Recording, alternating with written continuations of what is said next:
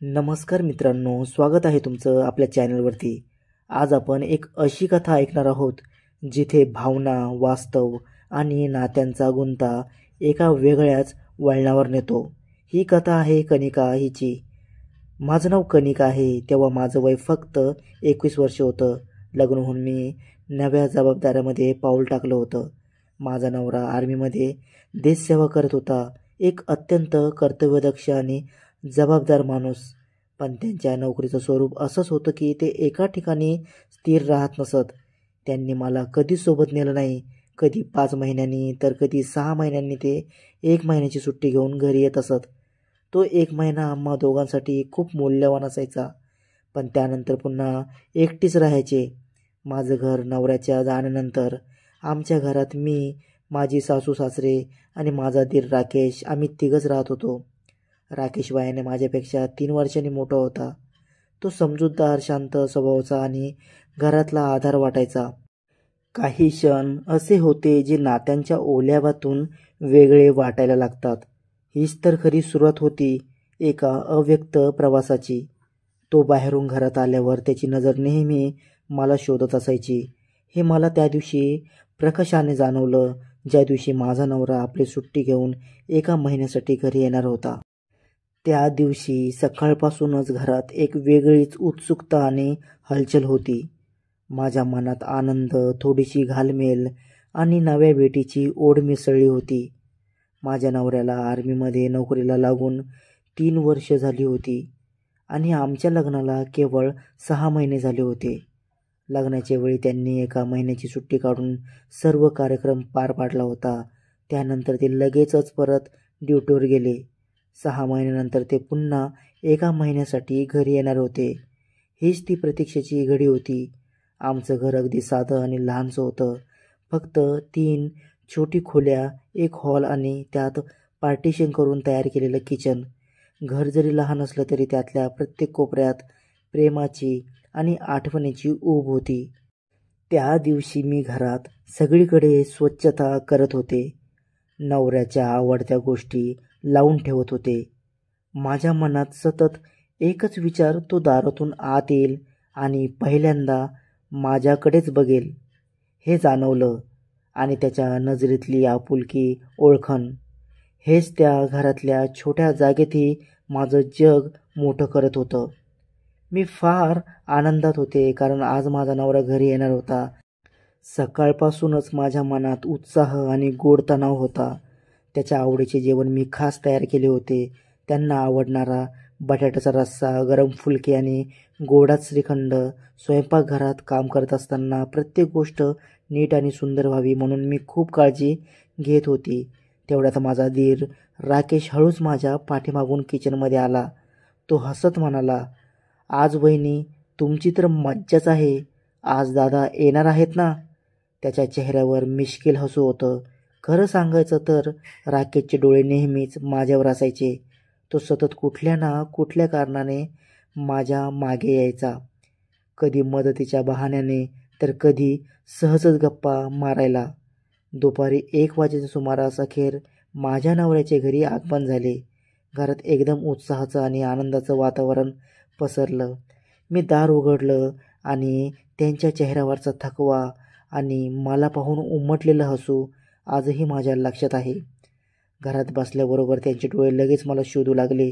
त्यांनी आधी आईला नमस्कार केला, भावाला प्रेमाने भेटले आणि मग थेट किचनमध्ये आले. तिथे त्यांनी मला जवळ ओढून प्रेमाने घट्ट मिठीत घेतलं. त्यांच्या त्या स्पर्शाने आणि गालावरच्या हलक्या चुंबनांनी माझ्या मनात आणि शरीरात एक वेगळाच आनंद आणि उत्साह निर्माण झाला. मीही त्यांच्या या प्रेमाची कित्येक दिवसापासून आतुरतेने वाट पाहत होते. मी हसत म्हणाले, "अहो हळू, अजून भरपूर वेळ आहे. आधी फ्रेश व्हा, जेवण करा आणि उरलेले प्रेम रात्रीसाठी जपून ठेवा." त्यांनी हसून मान डोलावली. नंतर आम्ही सगळ्यांनी मिळून दुपारचं जेवण केलं. घरात आनंदाचं आणि समाधानाचं वातावरण पसरलं होतं. आज माझी ती कित्येक दिवसाची इच्छा पूर्ण होणार होती. या विचाराने माझं मन भरून आलं. त्यांच्याही मनात माझ्या जेवण संपण्याची आतुरता होती. जेवण झाल्यावर ते थोडा वेळ आराम करण्यासाठी आपल्या रूममध्ये गेले. मी घरातील सर्व काम आवरून हळूच नवऱ्याजवळ बेडरूममध्ये गेले. रूममध्ये शिरताच त्यांनी मला प्रेमाने जवळ ओढले, घट्ट मिठीत घेतले. मीही त्यांना तितक्याच उत्कटतेने मिठी मारली. कित्येक महिन्यांनी एकमेकापासून दूर असलेलं आमचं प्रेम आज पुन्हा एकत्र आलं होतं. आम्ही दोघांनी एकमेकांच्या ओठांवर ओठ ठेवले. त्या क्षणी सगळा विरह, सगळं अंतर क्षणभर विसरून गेलो. हळूहळू त्यांनी माझ्या प्रत्येक स्पर्शाला प्रतिसाद दिला, माझ्या भावना समजून घेतल्या. कधी ते हसत माझ्या पोटाला हलके चिमटे काढायचे, कधी माझ्या केसांशी हाताशी खेळायचे. जवळपास अर्धा तास आम्ही दोघं एकमेकांच्या प्रेमात हरवून गेलो. त्या क्षणी आमचं सगळं जग एकमेकात सामावलं होतं. त्या महिन्यात दुपारी आणि रात्री त्यांनी फिक्कट गुलाबीला खूप सुजवलं. आमचं प्रेम असंच फुलत राहिलं. पण सुट्टी संपायची वेळ जवळ येत होती. आता माझ्या नवऱ्याला पुन्हा ड्युटीसाठी जायचं होतं आणि माझ्या मनात पुन्हा एकदा विरहाचं दुःख दाटून आलं. नवऱ्याशिवाय बायको कशी जगू शकते हे मी स्वतः अनुभवत होते. उद्या सकाळी ते परत जाणार होते आणि माझं मन पुन्हा एकटं होणार होतं. एका महिन्यात त्यांनी मला दिलेल्या प्रेमाच्या आठवणी, फिक्कट गुलाबीला सुजवलेले क्षण माझ्या हृदयात कायम घर करून राहिल्या होत्या. त्यांच्या जाण्याच्या दिवशी माझ्या डोळ्यात नकळत पाणी आलं, पण मनात पुन्हा पुढच्या सुट्टीची आशा होती. त्यांनी दारात उभं राहून मला हलकेच बाय बाय केलं आणि मग मागे न पाहता सरळ आपल्या ड्युटीसाठी निघून गेले. नवरा गेल्यानंतर माझ्या धीराचं लक्ष सतत माझ्यावर असायचं. कधी मी साडी बदलत असताना तो बाहेरून रूममध्ये डोकावत असे. किचनमध्ये काम करत असताना तो हळूच माझ्या पाठीमागे यायचा आणि स्पर्श करून जायचा. त्याचा तो स्पर्श मला वारंवार आठवण करून द्यायचा, कधी नवऱ्याच्या प्रेमाची तर कधी घरातल्या असुरक्षिततेची. आता 4 महिने उलटून गेले होते. नवऱ्याच्या अनुपस्थितीत माझी व्याकुळता दिवसेंदिवस वाढत होती. रात्रीच्या वेळी मी स्वतःला शांत करण्याचा प्रयत्न करत असे, पण अनेकदा माझा धीर दाराच्या पट्टीतून मला पाहत असल्याचं मला जाणवत असे. या सगळ्या काळात माझ्या नवऱ्याची पोस्टिंग जम्मू काश्मीरमध्ये होती आणि त्यांच्याशी प्रत्यक्ष भेट कधी होईल याची मी आतुरतेने वाट पाहत होते. आता त्यांना जाऊन तब्बल 6 महिने झाले होते. मी रोज त्यांच्या परतीची वाट पाहत होते, पण अचानक 2 दिवसांनी त्यांच्या युनिटमधून एक पत्र आलं. तुमचा नवरा देशासाठी शहीद झाला आहे. हे वाचताच माझ्या तळपायाची जमीनच सरकली. अजून लग्नाला 1 वर्षही पूर्ण झालं नव्हतं आणि अशा दुःखद बातमीने माझं संपूर्ण आयुष्यच अंधारात गेल्यासारखं वाटलं.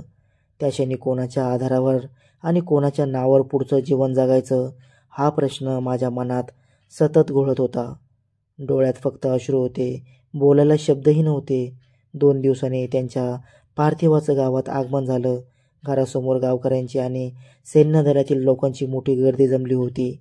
त्यांच्या अंतिम दर्शनासाठी लोकांची रांग लागली होती आणि माझ्या मनात फक्त एकच विचार, हे सगळं खरंच घडतंय का?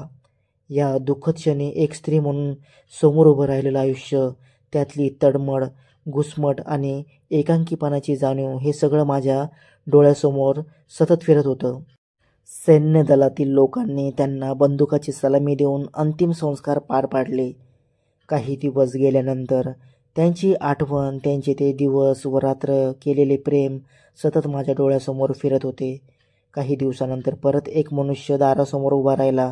त्याने 80 लाखाचा चेक माझ्या हातात ठेवला आणि आलेल्या पैशामुळे माझ्या धीराच्या वागणुकीत एक हलकासा बदल जाणवू लागला. त्या रकमेवर त्यांनी हक्क गाजवला आणि सगळी रक्कम स्वतःच्या खात्यात वळवली. तो म्हणायचा, वहिनी, तुम्हाला कधीही पैशाची गरज भासली तर मला सांगायचं, मी बँकेतून आणून देईन. मला फारसं आर्थिक व्यवहाराचं ज्ञान नव्हतं. मी फक्त 9वी पर्यंत शिकले होते. त्यामुळे त्यांच्यावर विश्वास ठेवणं मला साहजिकच वाटलं.